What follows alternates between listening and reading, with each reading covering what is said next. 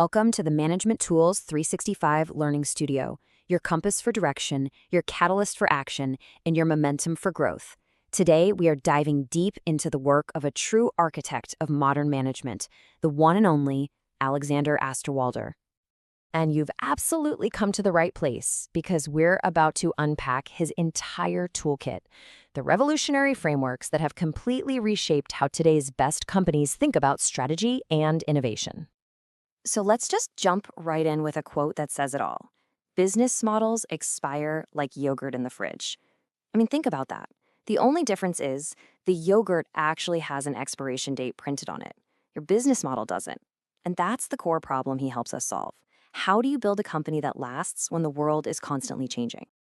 To figure that out, we're going to walk through his amazing architect's toolkit. First, we'll get to know the man himself. Then, we'll dive into the master blueprint, the famous business model canvas. From there, we'll zoom right in on product market fit with the value proposition canvas, then zoom back out to manage the whole portfolio. And finally, we'll look at the cultural engine that makes it all run, before we wrap everything up with a 90-second playbook you can start using, well, today. So, who is this architect behind all these incredible tools? Well, Alexander Osterwalder is a Swiss business theorist who basically took strategy from these dusty 100-page documents that, let's be honest, nobody ever reads, and turned it into practical, visual tools that everyone in a company can actually use. He even calls himself the plumber of business, which is great. He creates the tools that fix the biggest leaks in our strategy. And if you look at his background, it all starts to make sense. With a PhD in management information systems, he doesn't see business as some mysterious art form. No, for him, it's a design science. His whole philosophy is about getting us out of the world of blah, blah, blah, as he calls it, and into a world where strategy is a real, tangible, professional discipline. His vision for his company, Strategyzer, is to literally create the SAP of strategy, a complete operating system for innovation. Okay, let's get our hands on the first tool in the toolkit. This is the big one, the foundation of it all, the business model canvas. You can think of this as the master blueprint for your entire business strategy. So what is it really? It's a brilliantly simple but incredibly powerful tool that helps you get your entire business model down on just one single page. It gives your whole team a shared language, so you can see the big picture, understand how all the different pieces of the business connect, and actually have a productive conversation about your strategy. The canvas is neatly divided into two halves. On the right side, you've got the front stage. This is everything your customer actually sees and interacts with. Who are your customers? What value do you promise them? How do you reach them? And of course, how do you make money? Then, on the left side, you've got the backstage. This is the engine room, everything that happens behind the curtain to make the front stage possible. What are your key activities, your most important resources, your partners, and what's the cost of it all? And here's the best part. Using it is so simple. You just print it out on a big wall, get your team together with a bunch of sticky notes, and start mapping out your business as it is today. But then it becomes a strategic playground. You can start asking, what if? What if we targeted a totally different customer? How would that change our revenue streams or our channels? Suddenly, strategy isn't a boring document. It's a dynamic, hands-on game. Okay, so we've got the master blueprint. Now we're going to zoom way in to focus on the most critical connection in any business, the fit between what you make and who you're making it for. And for that, we need the value proposition canvas. The value proposition canvas is like a high-powered microscope for your business. It's a precision instrument, and its one and only job is to stop you from building something that nobody wants. This is the tool for achieving that almost mythical thing we all talk about, product market fit. It also has two sides, which is beautiful. On the right, you have the customer profile. Here, you're not just guessing what customers want. You're like a detective, observing what they're really trying to do. Their jobs, their pains, and their gains. Then, on the left, you put on your designer hat and create the value map. How do your products and services act as specific pain relievers and gain creators that perfectly match what you observed? The whole point is to create a perfect fit between these two sides. And if you're wondering why this is so critical, just look at this number. A jaw-dropping 72% of new product launches fail. And you know why? It's not because the technology was bad. It's because they failed to connect with a real customer need. This tool, this is your insurance policy against becoming just another one of those statistics. The process here is crystal clear. You observe your customer first, then you design your solution. But the most important step here is number 3. You have to get out of the building and test your ideas. You have to treat your ideas like what they are, hypotheses that need to be proven with cold, hard evidence, not just confirmed by opinions around a boardroom table. Okay, we've zoomed in. Now it's time to pull the camera all the way back out to the highest strategic level. How do big, established companies manage their existing business while also searching for new areas of growth? Well, that brings us to the idea of the invincible company and its main tool, the business portfolio map. So, what is an invincible company? It's one that is strategically ambidextrous. That means it's brilliant at doing two very different things at the same time. It masterfully exploits its current profitable businesses while also constantly exploring for the new business models of tomorrow. The portfolio map is the visual dashboard that lets you manage and balance these two totally different worlds.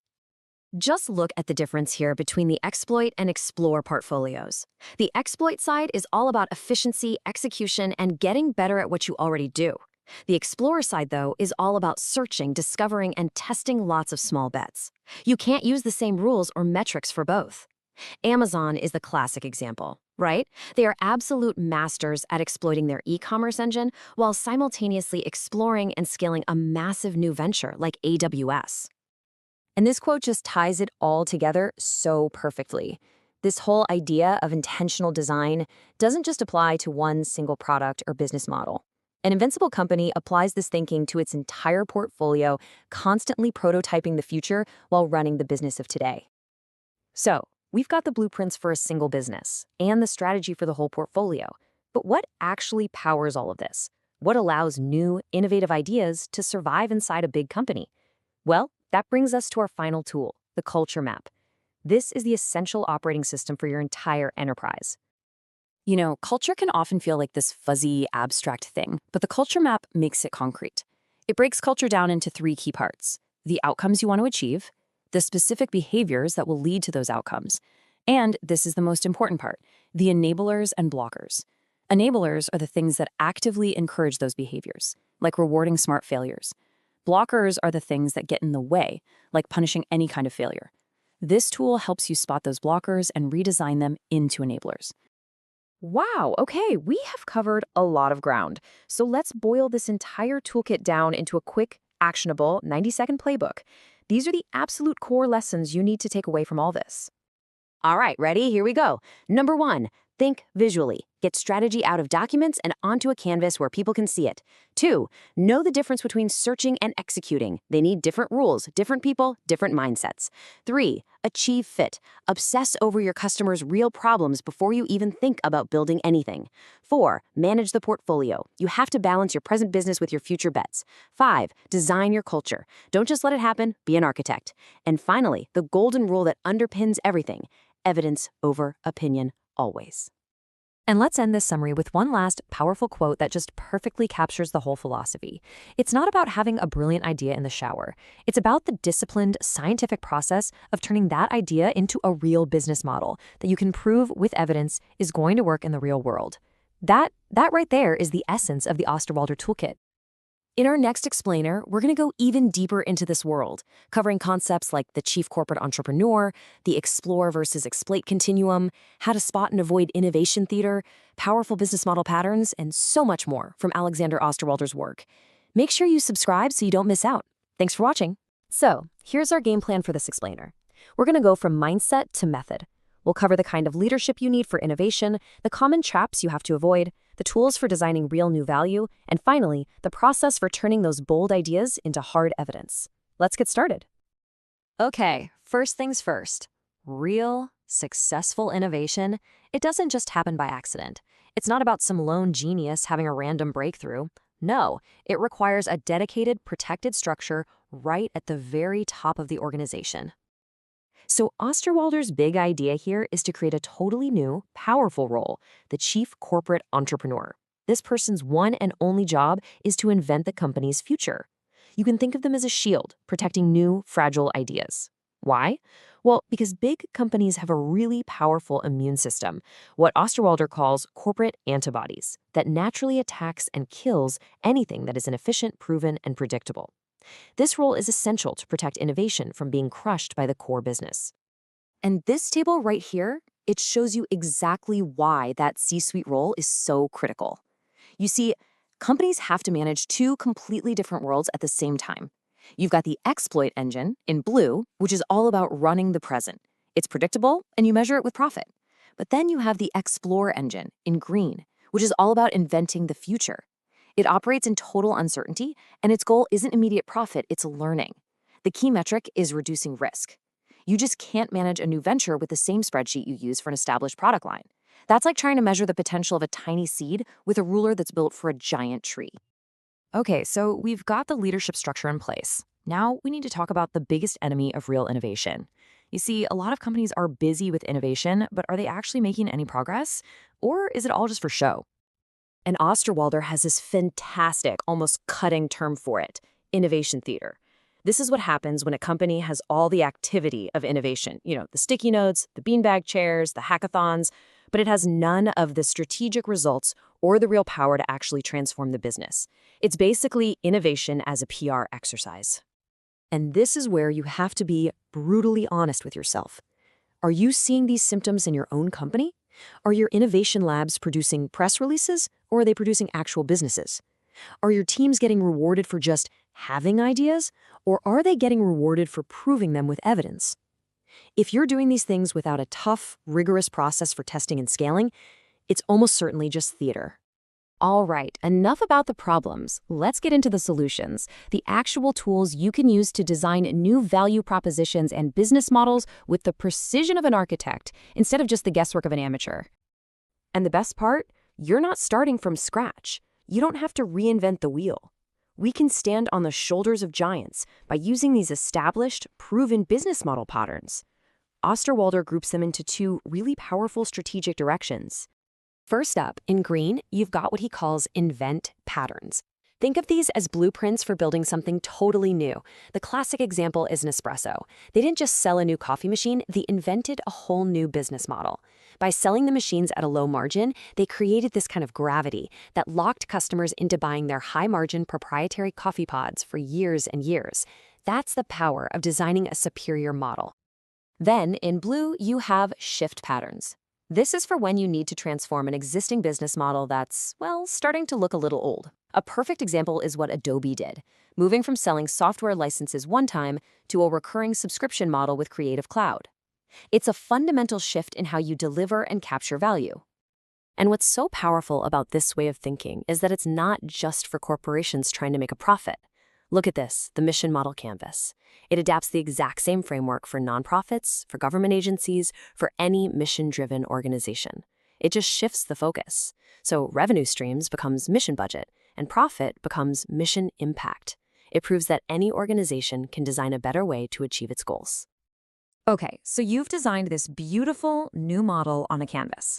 But let's be real. At this stage, it's just a beautiful guess, a collection of hypotheses. So what we need now is a tool to get us out of the building and systematically turn our assumptions into cold, hard evidence. And that's where the test card comes in. It is such a simple but an incredibly powerful tool. It brings real discipline to the process. It forces your teams to clearly state their belief, to define a specific experiment, to identify the exact metric they're going to track, and, this is the most important part, to set a clear success criterion before a single dollar is spent building anything. This is the absolute antidote to innovation theater.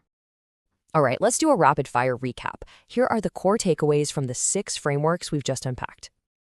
First, you need a chief corporate entrepreneur. Innovation needs a protector in the C-suite, someone with real power to shield it from the main business. Second, you have to run 2 different companies at once, explore and exploit. Remember, you cannot use the rules for today's business to build tomorrow's. Third, watch out for innovation theater. Ditch the busy work that has no impact. It's about strategic results, not just looking innovative. Fourth, use business model patterns. Don't try to reinvent the wheel. Stand on the shoulders of giants and use the blueprints that already exist. Fifth, remember the mission model canvas. This thinking applies to any organization, whether you're chasing profit or you're chasing purpose. And finally, number 6, Use the test card. Make evidence the ultimate authority. Stop guessing, start testing. Turn your riskiest assumptions into fact.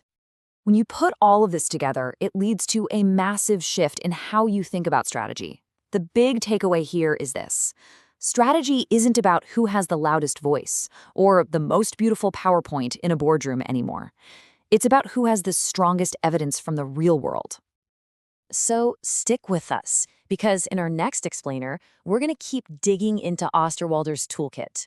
We'll explore how to score your innovation projects, map the very anatomy of your business model, and focus your team's energy on what truly creates value.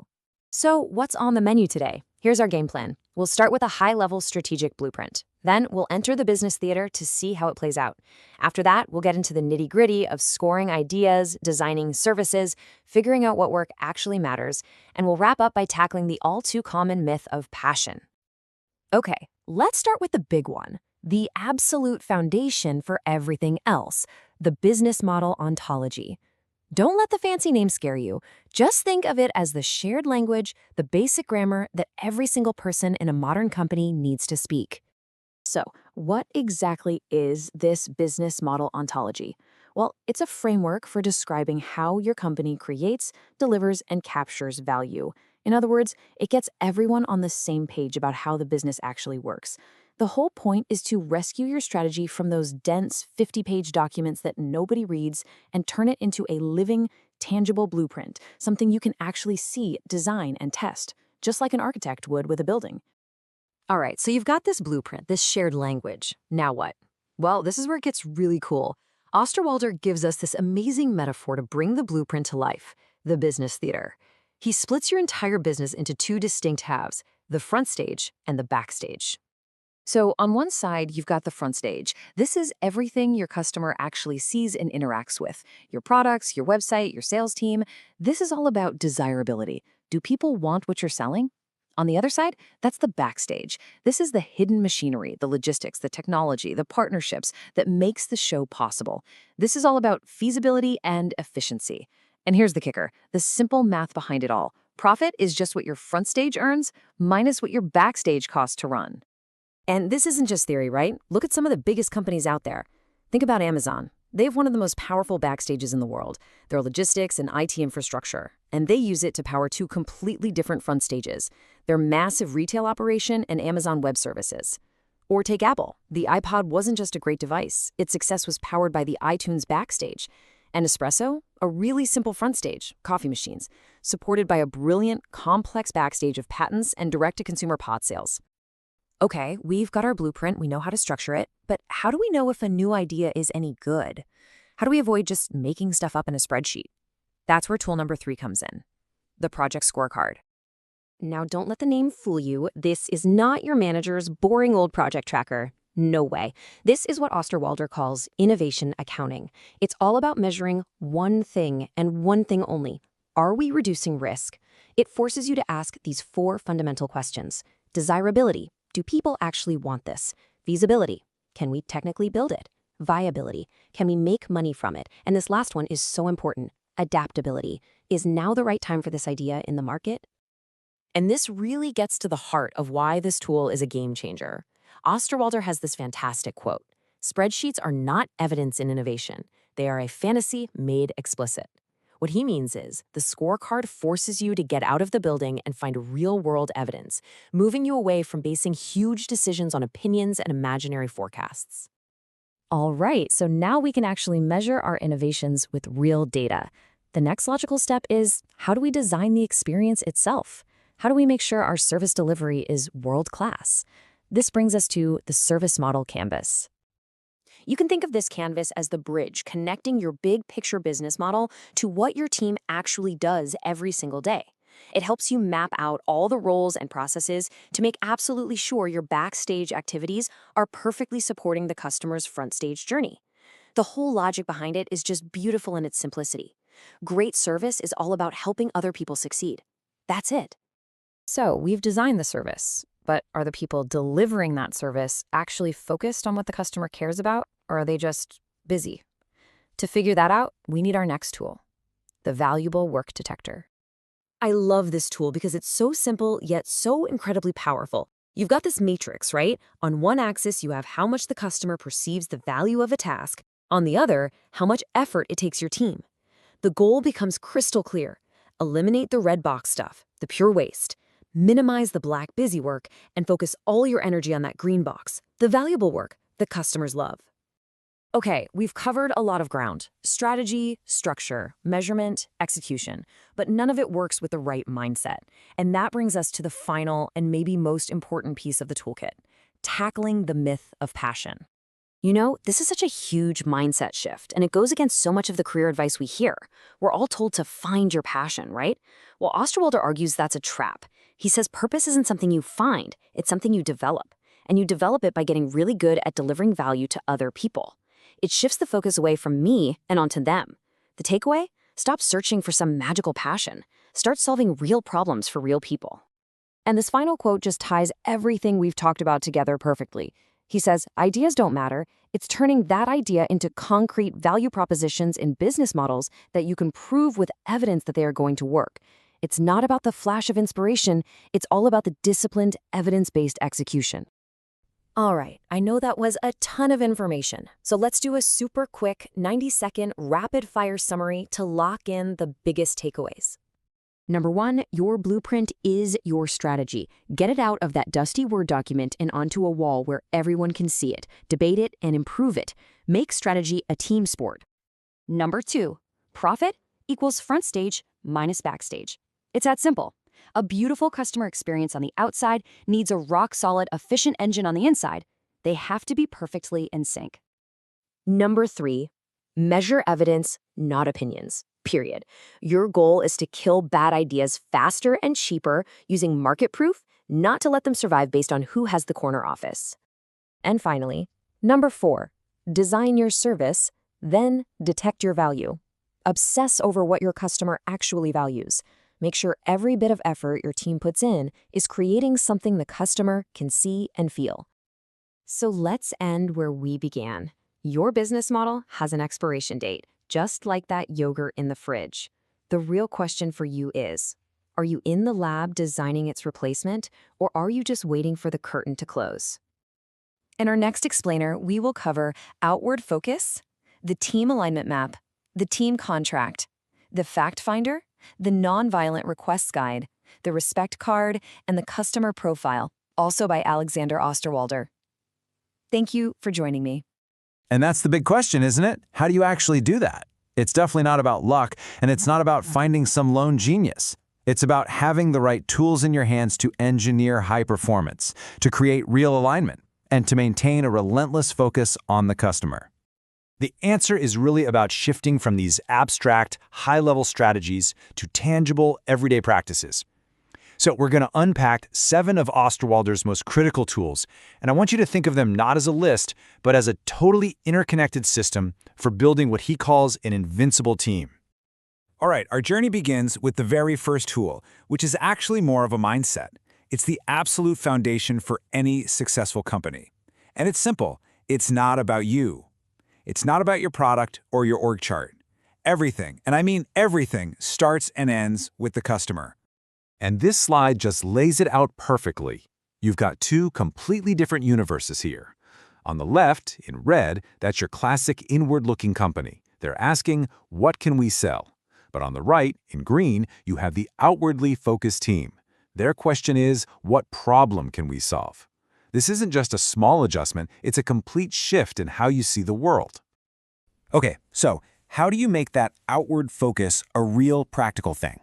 You do it with tool number 2, the customer profile.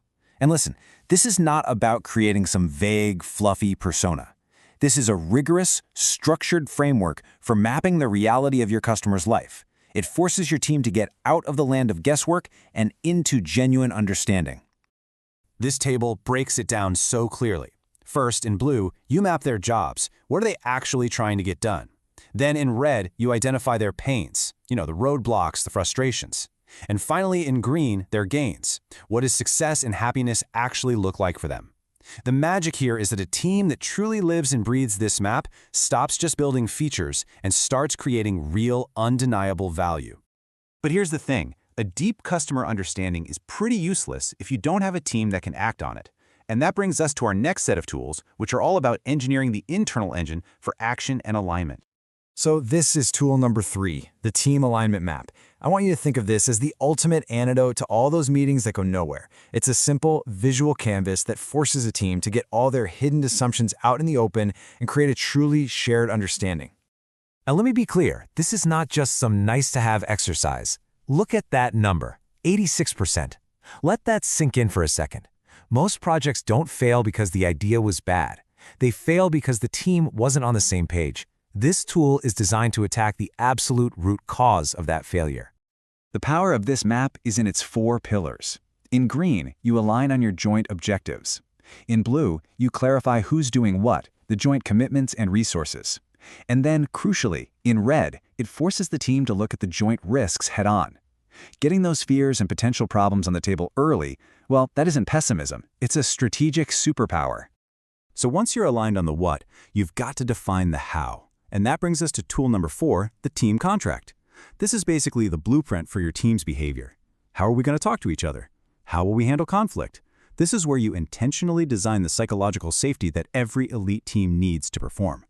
And this quote just captures it perfectly. Osterwalder's point is that your team culture shouldn't just be an accident, something that just happens. Just like a business model, it can, and it must be intentionally designed and prototyped. The team contract is the actual blueprint for that design. Okay, with the team's foundation set, we now need tools for precise day-to-day communication. So let's look at the next 3 instruments. These are designed to eliminate all that ambiguity and conflict that can just grind a team's progress to a halt. Tool number 5 is the fact finder, and it's your best weapon against what Osterwalder calls blah, blah, blah. This simple matrix gives you these surgical questions to just cut right through the noise. So instead of just accepting the market is soft, you ask, what evidence leads you to that conclusion? It instantly shifts the entire conversation from vague opinions to hard evidence. Next up, tool number 6, the Nonviolent Requests Guide. This is a brilliant 4-step process for de-escalating conflict. So instead of saying, you're always late with your reports, which just puts people on the defensive, you follow the steps. 1. Observation. I noticed the report was a day late. 2. Feeling. I feel concerned because. 3. Need. We need to hit our team deadline. And 4. Request. Could we maybe work together on a plan to make sure it's on time next week? It is a total game changer for having productive, tough conversations. And our final instrument, tool number 7, is the respect card. This goes way beyond a generic good job. It's a system where team members recognize specific, observable actions that made a real positive impact. It makes appreciation a tangible, repeatable practice that builds that crucial psychological safety from the ground up. So, we've unpacked all the individual tools, but their real power, their magic, is how they lock together to form a complete operating system for an invincible team. Let's pull it all together in a 90-second strategy. Okay, ready? Here we go. It all starts with that foundational mindset and outward focus, which you make real with the customer profile. That's your base. From there, you build up. You create crystal clear mission clarity with the team alignment map, and then you engineer trust with the team contract. That's your structural integrity right there. Then, you make the whole thing dynamic. You keep every conversation grounded in reality with the fact finder. You navigate the inevitable friction productively using the Nonviolent Requests Guide, and you create this positive feedback loop with the respect card. You see, it's not a list, it's a living, breathing system. This final quote just drives it all home. None of this is about fluffy brainstorming sessions. It is a professional discipline. These tools are all designed to do one thing, to turn those abstract ideas into tangible, evidence-based results, both out in the market and inside your team. So if you take one thing away, let it be this. These are not just 7 separate frameworks you can pick and choose from. They are a coherent, interconnected system, and when you use them together, they create the operating system for a team that can not only perform at a high level, but can constantly reinvent itself. And that is our deep dive into the high-impact team toolkit. But our journey into Alexander Osterwalder's thinking is definitely not over. In our next explainer, we're going to shift from team dynamics to strategic patterns. We'll explore how companies can act as market explorers and activity differentiators. We'll dig into powerful models like the freemium pattern and the bait and hook pattern. And we'll also unpack what it even means to build the SAP of strategy and master strategic resource planning. So, here's our game plan. We're going to start with the tactical patterns you can use for some really explosive growth. Then, we'll get into building those deep strategic moats that make your business incredibly hard to copy. And finally, we'll look at the high-level operating systems that let you reinvent yourself, well, forever. All right, first up, we're getting tactical. These are not just theories on a whiteboard. These are proven, real-world patterns for architecting some serious, disproportionate growth. Let's kick things off with a really big one, scalers. So, what's a scalar? The whole idea is to completely shatter that old linear link between your growth and your costs. You know, the old way. You want more customers, you have to hire more people. A scalar model says, no, let's build a system where serving 10 million customers costs pretty much the same as serving 1 million. And why does that matter? Well, because it creates absolutely incredible operating leverage and massive profit margins. This is the real engine of exponential growth. And this table just lays it out so clearly. Look at the contrast. The old model, over there in red, it's all about one-time transactions, and your costs just keep climbing as you add users. But the scalar model, in green, is a totally different beast. It's all about predictable, recurring revenue. It decouples costs from growth. And maybe most importantly, it creates super high switching costs that lock your customers into your ecosystem. Okay, next up is a pattern I guarantee you use every single day, freemium. The strategic genius here is using the price point of 0 as a crazy powerful customer acquisition weapon. I mean, with digital products, the cost of adding one more user is practically nothing. So this lets you build a massive audience, which then becomes a huge strategic asset. The key to making it work? Your free version has to deliver real value to get people in the door, but your premium version has to solve a big enough problem that a small slice of those people are happy to pay, funding the whole operation. And you can see how it works in the real world right here. Skype used free calls to just decimate the old telecom industry. Flickr built this enormous content empire on the back of free photo sharing. And Red Hat, they proved you can build a multi-billion-dollar company by giving away the software for free and then just selling high-margin support. In every single one of these cases, that free user base is the engine that drives the growth. Our third growth pattern is the absolute classic bait and hook. You might know it as the razor and blades model. The whole goal here is to create gravity. You make it really, really hard for customers to leave. You throw out this attractive, low-margin bait to get them into your world. But the real profit, that comes from the recurring sales of a high-margin, often patented, consumable hook. So the success of this model is all about the long-term value you get from that hook. I mean, Gillette basically invented this play. They don't make their money on the razor handle, they make it on the lifetime of blade sales that comes after. And Nespresso, they perfected it for the modern age. They sell you a coffee machine at a pretty low margin, but then they lock you into buying their high-margin patented coffee pods directly from them for years and years. See, the profit is in the relationship, not the initial transaction. Okay, so now you've got the patterns for growth, but here's the thing. Growth without any defense is like trying to fill a leaky bucket. So that brings us to the next big question. How do you build a competitive moat? How do you actually design a business that your competitors can't just easily copy? So let's jump into our second section. This is all about deep strategy. It's about designing a business model that's unique and incredibly hard to replicate, not because of one single feature, but because of the way all the different pieces work together. The first way to build a real moat is to become what Osterwalder calls a market explorer. And look, this isn't just about starting a new project. This is a deep cultural shift. Instead of just waiting for disruption to happen to you, you actually practice self-disruption. Market explorers are out there deliberately searching for the business models that are going to make their own successful products obsolete. Now, why on earth would they do that? Because they get it. It is so much better to cannibalize your own success than to let a competitor do it for you. So how do you actually do it? Well, Osterwalder gives us a pretty clear roadmap. First, you have to be brutally honest about which of your businesses are that expiring yogurt. Second, you need a powerful chief entrepreneur with real authority to protect these new ideas. Third, you stop writing giant business plans and you start using metered funding. That means small investments that only get bigger when a team comes back with real-world evidence. And finally, you use that pattern library we just talked about to design what comes next. The second moat-building framework is all about being an activity differentiator. This is where you compete on how you operate, not just what you're selling. The idea is to completely redesign your backstage operations, your core activities, to create a front-stage customer experience that is somehow both way better in value and also cheaper to produce. It's an incredibly powerful moat built from a unique system of activities that your competitors will find almost impossible to untangle and copy. The classic example here is Cirque du Soleil. They looked at the traditional circus and used this exact matrix. They eliminated expensive things everyone took for granted, like animal shows and big-name star performers. They reduced other things.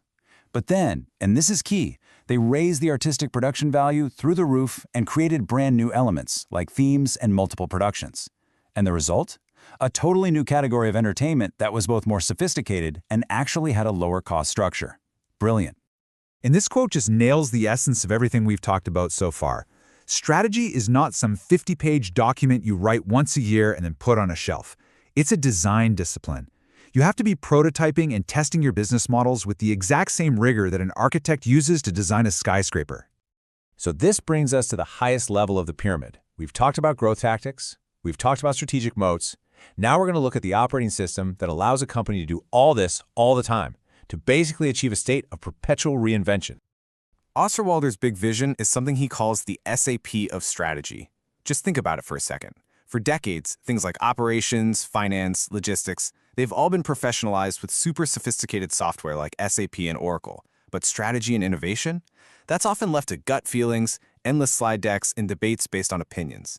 The vision here is to completely change that, to make strategy a rigorous, visual, software-supported, evidence-based discipline. This transforms strategy from some annual chore into a continuous, manageable process. Now, at the heart of this whole system is the dual operating system. An invincible company has to manage two different portfolios at the same time. The exploit portfolio, that's your current business. It needs to be run for maximum efficiency and predictability. But the explore portfolio, that's your future. It's all about learning and discovery, systematically turning uncertainty into hard evidence. As Osterwalder loves to quote, managing the existing pays the salary, but inventing the future pays your pension. And Strategic Resource Planning, or SRP, is basically the cockpit for this dual system. It's the mission control that lets leadership get beyond those static annual plans and actually manage their portfolio of existing and future businesses in real time. It's a living, breathing visual map of the company's path to the future. Okay, that was a ton of information, I know. So let's boil it all down into a rapid-fire 90-second playbook with the absolute core takeaways that you can start thinking about right now. All right, let's run the playbook. Number 1, compete on business models, not just products. That's a race to the bottom. 2, architect your model for massive scalability and recurring revenue with patterns like scalars and freemium. 3, build deep, defensible moats by reconfiguring your activities into a system that's a nightmare to copy. 4, you have to install a dual operating system to manage both today and tomorrow at the same time. 5, fund evidence, not opinions, using metered funding. And finally, number 6, treat strategy like the professional design discipline it is, not just an annual planning exercise. And hey, if you found these frameworks useful, you are definitely not going to want to miss our next explainer. We're going even deeper into the practical tools from Alexander Osterwalder. We'll be covering the Business Model Modeling Language, or BM2L, the Adoption Checklist, the Innovation Playbook, which is also called the Transformation Playbook, the really important idea of a healthy kill rate, or how to successfully retire projects. We'll do a deeper dive into metered funding, and we'll finish up with the Rita McGrath test. So I'll leave you with this one last question to think about. If you look at your own organization through the lens of these frameworks we just discussed, is it truly architected for the future? Is it actually designed to be invincible? So that's the big mystery, right? Everyone nods along when you talk about innovation, but then you look around and the corporate world is just a graveyard of failed transformation projects. Why is there this huge gap between knowing you have to change and actually pulling it off? Well, that's exactly the problem we are going to unpack today. To get to the real answer, our first stop is a super powerful diagnostic. Think of it as a hard reality check. It cuts through all the fluff, all the corporate jargon, and gets right to the heart of whether a company is actually serious about its future. Okay, so what is this test? Named for the brilliant strategist Rita McGrath, it is brutally simple. It doesn't care about your fancy mission statements or your innovation labs. It looks at the one resource that is truly non-negotiable, the CEO's calendar. It asks, how much time is the CEO personally spending on the future every single week? This is how you separate real commitment from what Osterwalder calls innovation theater. And look at this. The contrast here is just staggering. Osterwalder's research is crystal clear. To build a truly invincible company, the CEO needs to be spending somewhere between 40 and 60% of their time on the future. But what's the typical reality? It's that tiny red sliver, less than 5%. That enormous gap you see, that's where innovation goes to die. And that really brings us to the bottom line here. Innovation isn't just a grassroots thing. Without that genuine, scheduled, significant time investment from the very top, any innovation effort is just toothless. It doesn't have the power or the resources it needs to fight off the corporate antibodies that are always trying to kill new ideas. A leader's time is the clearest signal of what really matters. Okay, so let's say your leadership passes the test. What's next? You can't just wing it. You need a process, a map. And that's where we get to the transformation playbook. This is how we get from the why of leadership to the how of actually getting it done. Now, the playbook gives you a clear, repeatable process, but this sequence here is absolutely critical. You can't just jump to designing cool solutions. You have to start by mobilizing the right people and really, deeply understanding your current world. Only after that can you start designing potential futures, and then rigorously test your biggest assumptions. And finally, you scale what you've proven with cold, hard evidence. This quote just perfectly captures the necessary mindset shift. Innovation is not some random bolts of lightning. It's a professional discipline, right? Just like an architect wouldn't build a skyscraper without blueprints and models, innovators have to use structured tools to design and de-risk their ideas before they even think about committing serious resources. Of course, a playbook doesn't do you any good if you don't have the resources to run the plays. But how you fund these new ideas is just as important as the ideas themselves. And this brings us to a completely different way of thinking about money. This slide really draws a line in the sand. You've got the old way, in red, which is basically funding fantasies. You write a giant business plan, you get a huge annual budget, and success means you delivered on time. The new way, in green, is all about funding reality. You get small, incremental chunks of money based on the customer evidence you bring back. Your success is measured by how much risk and uncertainty you've eliminated. Now, this is going to sound completely backward at first, but stick with me. Giving an innovation team a ton of money is one of the worst things you can do. It actually hurts them. It insulates them from the real world, and it lets them build something massive that nobody actually wants. Scarcity, on the other hand, forces them to be creative, scrappy, and absolutely relentless about finding proof in the market. And that leads us to maybe the most challenging, but also the most important idea in this whole system.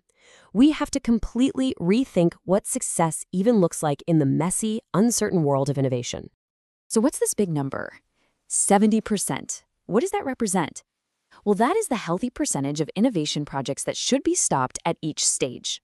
That's right. The goal isn't to force every project to succeed. The goal is to quickly and cheaply figure out which ones don't have evidence and then successfully retire them. And this matrix shows you exactly how it works. You're basically acting like a venture capitalist inside your own company. You place a lot of small bets in the discovery phase just to find evidence of a real customer problem. Most of them will fail, and that's a good thing. It frees up your money to double down on the very few that can actually prove customers are willing to pay, and then on the even fewer that show they have a truly scalable model. So you see, the real magic here is the cultural shift this creates. You have to totally remove the stigma of failure. When a team is brave enough to come back with evidence that proves their own idea is wrong, they have saved the company a fortune. They didn't fail, they successfully generated critical learning. And you know what? That's behavior you should reward, maybe even with a promotion. So we've got leadership on board, we have a process, and we have a new way to fund things. But how do you make all of this stick? How do you weave this into the DNA of the company so it becomes the new normal? Well, Osterwalder gives us this adoption checklist to make sure these ideas actually take root. And the key thing to get here is that this isn't a buffet. You can't just pick and choose your favorites.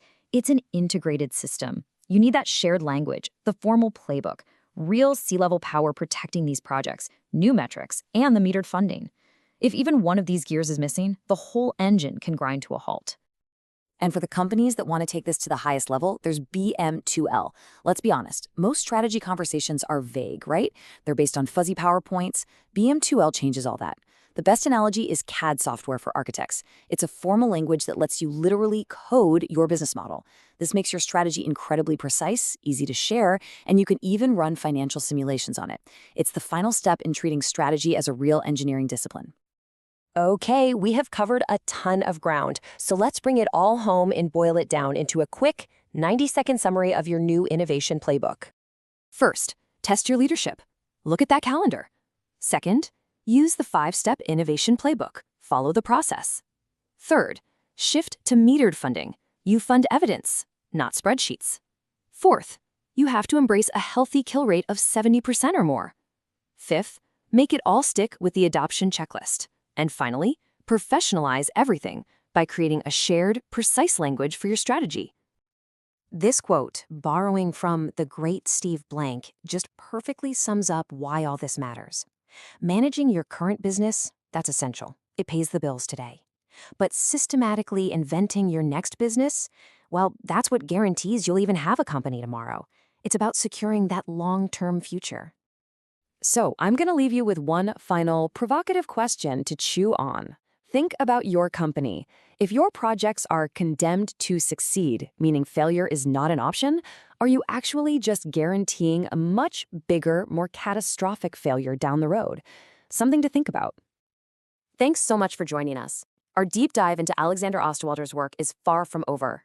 In our next explainer, we'll explore some incredible concepts like the Michael Jordan syndrome, the dual operating system, and value proposition design. We've all been there, right? Stuck in those endless meetings, swimming in abstract language, where it feels like opinions, not actual evidence, are driving every single decision. Osterwalder has a great name for this. He calls it the world of blah, blah, blah. And his visual tools? They're the perfect antidote. They're designed to turn all those fuzzy conversations into concrete, actionable strategy. All right, so here's our game plan for today. We're going to start with you, the individual, and how you can use these strategic tools for your own personal growth. Then we'll scale up to architecting real value for customers. And finally, we'll look at the big picture, the blueprints for building an entire organization that can pretty much withstand any disruption thrown its way. Let's get started. Okay, so this whole journey really begins with you. Because think about it, before we can even dream of reinventing a company, we have to learn how to apply strategic thinking to our own careers. And that is exactly where the personal business model canvas comes in. So what this does is it cleverly reframes a classic corporate tool for your own personal growth. It asks you to think of yourself as a one-person enterprise. Your skills, your interests, your passions, those are your key resources. Your boss, your team, your clients, they're your customers.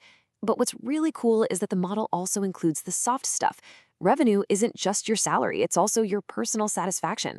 And costs, that's not just your expenses, it's your stress levels too. Mapping this all out is the absolute first step to making sure your career doesn't just stagnate. Okay, so now let's build on that. We're moving from creating value for yourself to creating value for other people. And let me tell you, this is the absolute heart of any successful business. If you get this part wrong, well, nothing else really matters. And the stakes here could not be higher, 72%. Just let that sink in. 72% of new products fail. Why? It's pretty simple, actually, because they're solutions looking for a problem. They're built on a bunch of assumptions, not on a deep, real understanding of the customer. And Osterwalder created a tool to stop this from happening. And this is the solution, the value proposition canvas. What it does is it forces you to map out two different worlds. So on one side, you have the customer profile. This is where you dig deep into their jobs to be done, their pains, their gains. Then, on the other side, you have your value map, where you outline exactly how your product is going to relieve those pains and create those gains. The magic, the real breakthrough, happens when you achieve what's called fit, a perfect alignment between those two sides. That's the moment you know you're creating something people will actually want to buy. And this is so, so important. Your brilliant idea on its own is pretty much worthless without evidence. This framework completely shifts the conversation from we think this will work to we know this will work because we've tested it. It's all about de-risking your vision with small, cheap experiments. And once you've figured out how to create value, the next big question is, how do you make that kind of innovation repeatable across an entire organization? All right, so now that we know how to create value, where do we even begin when we want to innovate at a much larger scale? And maybe more importantly, how do we measure how mature our strategy really is? Let's take a look at the blueprints for reinvention. You see, innovation isn't some random lightning strike. It's a systematic search. And this slide shows you the 4 distinct epicenters or starting points for that search. You could be resource-driven, like Amazon Web Services, which took its existing IT infrastructure and turned it into a whole new business. You could be finance-driven, like Xerox, when it shifted from selling copiers to leasing clicks. Or you could be offer-driven, or even customer-driven. The point is, this gives you a structured way to brainstorm disruptive ideas that go way beyond just coming up with a new product. Osterwalder also gives us this brilliant maturity model. So ask yourself, where are you? Are you at level 0, just competing on product and price, which makes you incredibly vulnerable? Or have you made it all the way to level 3, becoming invincible by building a whole portfolio of business models and constantly reinventing yourself? You know, a lot of companies get stuck at level 1, just using the canvas as a simple checklist. But the real goal is to get to a state of continuous evolution. This isn't just theory. It's a clear path from being fragile to being truly resilient. Now let's zoom all the way out to the highest level. How on earth do you manage constant reinvention inside a big, established company that's built for efficiency, not for exploration? I mean, this is honestly one of the biggest challenges in business today. Well, the answer is what's called the dual operating system. You have to run 2 totally different engines at the exact same time. On one side, you have the exploit engine. That's your core business. It's all about efficiency, predictability, and making sure failure doesn't happen. But on the other side, you need the explore engine. This is your future. It's all about searching, experimenting, and actually embracing failure as a form of learning. They need different people, different metrics, totally different mindsets. And an invincible company needs both to survive, but it has to protect that fragile little explore engine from the incredibly powerful exploit engine. And this leads us to a really critical leadership trap. We just assume that a successful manager, someone who is brilliant at running that exploit engine with its focus on execution and predictability, is automatically going to be great at building the future. But you know what? That's a deeply flawed assumption. Osterwalder calls this the Michael Jordan syndrome. Jordan was an absolute genius at basketball, a world of execution and known rules. But those incredible skills just didn't translate to baseball, which was a world of searching and learning for him. In exactly the same way, execution and innovation are 2 completely different professions. A great operator eliminates risk and follows a plan. A great innovator navigates uncertainty and pivots based on evidence. You just can't ask a basketball star to play baseball and expect the same results. It doesn't work that way. So here's the crucial takeaway. You absolutely have to protect your Explorer engine. The day-to-day business will always feel more urgent. I get it. But it's that constant search for what's next that guarantees your long-term survival. Just like the quote says, one funds your present, but the other one secures your future. Okay, we have covered a ton of ground. So now let's synthesize all of it into a really rapid, actionable playbook. Here is Osterwalder's entire toolkit in just 90 seconds. First, use the personal canvas to architect your career. Second, you've got a master value proposition design to build things people actually want. Third, use the 4 epicenters to systematically innovate your business model. Fourth, understand the levels of strategy to go from being vulnerable to truly invincible. Fifth, build a dual operating system to protect tomorrow's business from today's demands. And finally, avoid the Michael Jordan syndrome by making sure you have the right people in charge of innovation. So here's the bottom line. In this new era of constant uncertainty, strategy is no longer some kind of amateur sport. It's a real profession that demands precision, discipline, and the right set of tools. You wouldn't want a surgeon operating on you with a Swiss Army knife, right? So why would you run your business that way? The mandate for all of us is clear: design, test, and relentlessly reinvent. In our next explainer, we're going to dive deep into the foundational tool that really ties all of this together: the 9 building blocks of the business model canvas. You are not going to want to miss it. See you then. We've all been there, right? Those endless meetings filled with vague strategic talk, what Osterwalder hilariously calls the world of blah, blah, blah. So how do we get past that? Well, we do it by creating a shared language, a visual map that everyone, and I mean everyone, in the company can look at, understand, and actually build upon together. And that solution is the business model canvas. Now, this isn't just some chart you fill out. It's a real strategic tool. The whole point is to get your entire business logic, how you make things, how you get them to customers, and how you make money, all onto one single page. It turns all that abstract talk into a concrete blueprint that you can actually design, test, and improve. And this is it. These are the 9 building blocks, the fundamental DNA of any business. Just take a look at how they're grouped. See the blue blocks on the right? That's everything related to your customer. The black blocks on the left, that's your infrastructure, everything that makes it happen behind the scenes. And down at the bottom, the red and green blocks lay out the financials. We're about to walk through this block by block. Okay, let's start on the right side of the canvas. Osterwalder calls this the front stage. Think about it like a play. This is everything your customer sees, feels, and interacts with. It's the story you're telling the market. So this front stage is really built on 4 huge questions. First up, customer segments. Seriously, who are you creating value for? Be specific. Next, value propositions. What problem are you actually solving for them? Then, channels. How do you get your solution into their hands? And finally, customer relationships. What kind of interaction are they expecting from you? A one-time purchase or an ongoing service? Now, for a perfect example of this in action, just think about Nespresso. They use these blocks not just to compete, but to completely change the game. See, they didn't just invent a better coffee machine. They invented a way better business model by absolutely mastering this front stage. The old way was simple. Sell a machine, make your profit, and you're done. A one-time deal. But Nespresso's model was genius. They used the machine almost like bait, right? It established a direct channel to the customer and locked in a long-term customer relationship. This created a recurring revenue engine from selling those high-margin coffee pods over and over again. It's a brilliant manipulation of the blueprint. Okay, now let's shift over to the left side of the canvas, the backstage. If the front stage is the performance the audience sees, the backstage is the huge, complex operational machine that makes the whole show possible. This is where your real competitive advantage is built. And the backstage really stands on 3 pillars. You've got key activities. These are the absolute most important things you have to do for your model to work. Then you have key resources, the critical stuff you need, whether it's physical factories, brilliant people, or patents.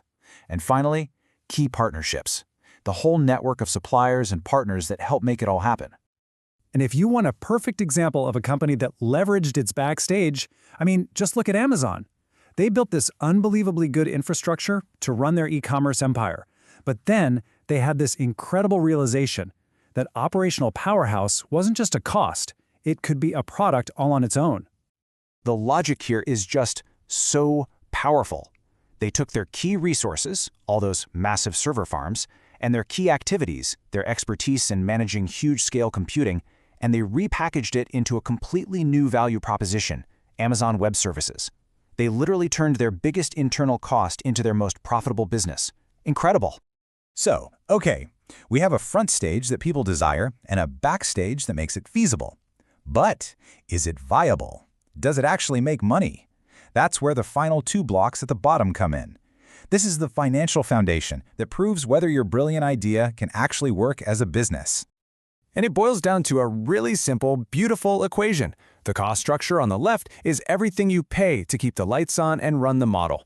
The revenue streams on the right represent everything you get from your customers. And for the whole thing to work, what you get has to be more than what you pay. It's the ultimate reality check. This quote really gets to the heart of the next big idea. The canvas isn't just for writing down what you currently do. No, its real power is in using it as a creative tool, a place to design and prototype what you could do, just like an architect sketches out different blueprints before they ever break ground. So let's get practical. How do you actually use this thing? Because this isn't some document you make once, file away, and forget about. No way. It's an active, dynamic tool. It's a playground for innovation and strategic conversations. Here's the process, step by step. First, get your team together, grab a big canvas and a bunch of sticky notes, and map out your current as-is business model. Get it all out there. Then, start prototyping new ideas. Ask those what-if questions. What if our customers were different? What if we tried a subscription? And finally, and this is key, treat each new idea like a scientific hypothesis and go out and test it in the real world with small, fast experiments. Wow, we have covered a ton of ground, so let's boil it all down into a rapid-fire summary. Here are the 3 most important takeaways from this entire framework. Ready? Number 1, it lets you see the whole picture, your entire business, from how you talk to customers to your deepest operational costs. It's all there on one page. This view helps you spot connections, threats, and opportunities you would absolutely miss otherwise. Number 2, it creates a shared language. It gets everyone on the same page, literally. Suddenly, strategy isn't some vague idea anymore. It's a concrete design that your whole team can gather around and improve together. It turns talk into real action. And number 3, it forces you to reinvent constantly. It helps you avoid what some people call the turkey phenomenon. You know, being fat and happy today, completely oblivious to the fact that your business model's expiration date is coming up fast. So I'll leave you with this one last thought. Your business model isn't a static document you file away. It's a living, breathing thing that has to adapt to survive. So the big question is, have you mapped yours? In our next, we will cover 4 Business Model Pillars by Alexander Osterwalder. So that brings us to the big question you've got to ask yourself. Is your current business model a solid foundation, a real blueprint for the future? Or if you were to check that expiration date, would you find it's already starting to smell a little funny? You know, Osterwalder saw this huge problem in boardrooms everywhere, just endless meetings filled with what he called blah, blah, blah. You know, vague, fuzzy language. His solution? Let's start treating business design with the same kind of precision an architect uses. I mean, think about it, right? A surgeon would never operate without precise tools and a crystal clear plan. An architect wouldn't dream of building without a detailed blueprint. So why on earth do we try to build multi-million, sometimes billion-dollar companies with not much more than gut feelings and a bunch of slides? Osterwalder's entire philosophy is about creating a shared, visual language so everyone in the room is looking at the exact same plan. So, to build this blueprint, he breaks down every single business into 4 foundational pillars. These are the 4 core areas that you absolutely, positively must get right. And they all have to work together in harmony. Because if you get just one wrong, the whole structure, well, it's at risk of collapsing. So let's break them down one by one. Okay, let's start with the first pillar, the product. This is the absolute heart of your business. It's the core value that you are putting out into the world. Now, this isn't just about a physical thing or a piece of software. It's about the value proposition. What problem are you truly solving for your customer? What deep need are you fulfilling? It's the simple but profound answer to the question, what are we actually offering? Now, if you take a look here, you can see how it all fits together. Notice that product pillar highlighted there in green. It answers the most fundamental question of your business, what? And its core building block is that value proposition. Everything else we're going to talk about today is built on top of this. And espresso is just the perfect example of this. Think about it. They didn't just sell coffee. Coffee's a commodity. No, they sold a perfect, convenient, no-mess espresso experience. They took something simple and, through an incredibly powerful value proposition, turned it into a premium, high-margin powerhouse. Now that is a strong first pillar. Okay, so you have a great product. Now what? Well, that brings us to pillar number 2, the customer interface. How do you actually connect that great product to people? This pillar is all about the who. Who exactly are you selling to? How are you going to reach them? And what kind of relationship are you building with them? Is it just a one-time transaction, or are you building a long-term partnership? This defines your entire go-to-market strategy. And let's go back to Nespresso because their customer interface was just genius. They used regular retail partners to sell the machines. That was the bait. But the real goal, the brilliant part, was to get you into their ecosystem. The capsules, that's the hook, could only be bought directly from them. This created a powerful recurring relationship that basically locked customers in. All right, we have a product and we have a customer. Now, pillar 3 is about the engine room, the thing that makes it all run, the infrastructure. So this is the how. What are the key activities you have to be amazing at? What resources, what partners do you absolutely need to make this whole thing work?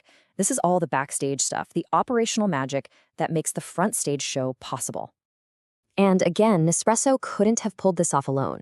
Their infrastructure was built on key partnerships with machine manufacturers. But the real fortress, the thing that defended their incredible margins, was their patent-protected supply chain for those capsules. And that brings us to the final, and you could argue the most critical pillar of them all, the financials. This is where the model proves that it's not just a clever idea, but a business that can actually survive and thrive. This pillar basically defines your money-earning logic. How are you going to make money, and what's it going to cost you to operate? Because let's be honest, if these numbers don't work, the other 3 pillars, no matter how brilliant they are completely worthless from a business standpoint. And this is where the Nespresso model becomes an absolute masterpiece. They sold the machines at a really low margin, sometimes even at a loss. Why would they do that? Because that machine was the entry ticket to years of high-margin, recurring revenue from selling those proprietary capsules. This financial pillar is what turned a great idea into an absolute profit-generating juggernaut. Okay, let's pull all of this together. We're going to summarize the core takeaways in the next 90 seconds. How do you actually use these 4 pillars to build what Osterwalder calls an invincible company, a company that is constantly reinventing itself? It all comes back to this one central idea. You are not just running a business, you are actively, constantly designing it. And just like an architect, you have to be willing to sketch, to prototype, and even to tear down ideas that just don't work. So first, stop trying to pick winners based on gut feelings. Instead, build a portfolio of models and let real evidence guide you. Second, remember a great product is not enough. A superior business model is what wins. Third, evidence always beats opinions. Get out there and test your assumptions with real customers. And finally, never, ever get comfortable. Your most successful model is already getting old. So how do you actually do this? Well, here's a 5-step process. First, mobilize. Get your team together, create that shared language. Second, understand. Get obsessed with your customers' problems. Third, design. Prototype multiple different models. Fourth, implement. Turn that blueprint into reality. And fifth, manage. Constantly, continuously check the health of your 4 pillars. So I'll leave you with this final thought. Take a really hard, honest look at your 4 pillars. Are they aligned? Are they resilient? Is your business actually built to withstand the future, or is it just sitting in the fridge waiting to expire? Thank you for watching Management Tools 365, your compass for direction, your catalyst for action, and your momentum for growth.